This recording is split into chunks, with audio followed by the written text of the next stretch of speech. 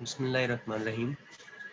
Hypothetical-deductive method or 7 steps of hypothetical-deductive method in research studies we are going to discuss today. Uh, First of all, very first step is problem identification. So let me see first of all what is problem identification.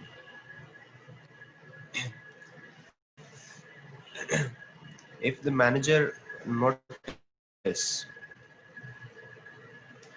a drop in sales, incorrect accounting results, low yielding investment, disinterestedness of employees in their work, and the like, could attract the attention of the manager to do a research project.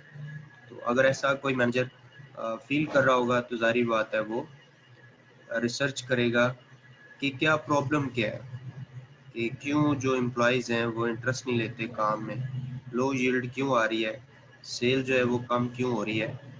तो ये पहला step है, which I tell you with example, or you can see example by this, even drop in sales, low yielding investment. ठीक है ना, ये एक example की आपको मैंने फोटो शेयर की.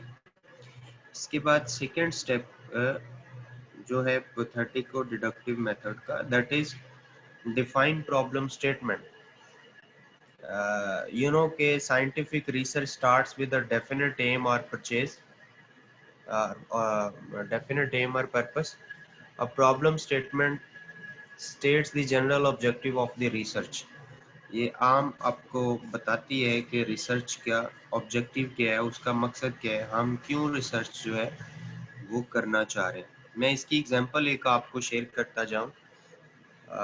मतलब इस तरह की थिंकिंग होती प्रॉब्लम स्टेटमेंट की कि स्टार्ट है विद डिफाइन एम पर्पस, करना क्या चाहते हैं.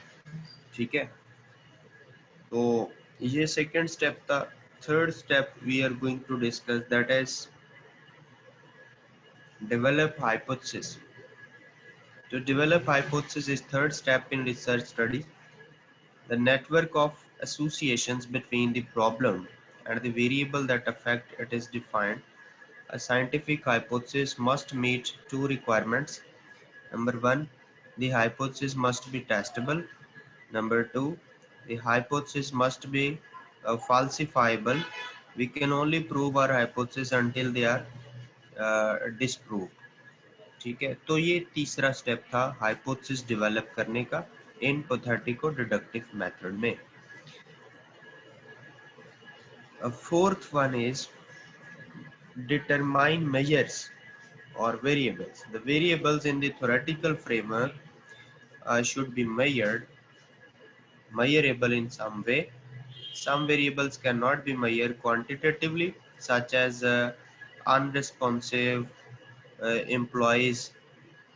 We need to operationalize this variable. So this was the fourth step. Very after that, we are going forward to the fifth step. The fifth step is data collection.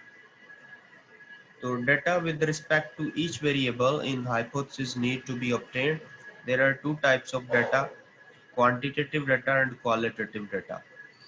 तो इसको collect करना होता है जब भी हम hypothetical deductive method अप्लाई कर रहे होते हैं. Sixth step है data analysis. In this step, the data gathered are statistically analyzed. यानी उसके ऊपर कोई statistical tool apply करते हैं, हम कोई test लगाते हैं to see if the hypothesis that we generated have been supported.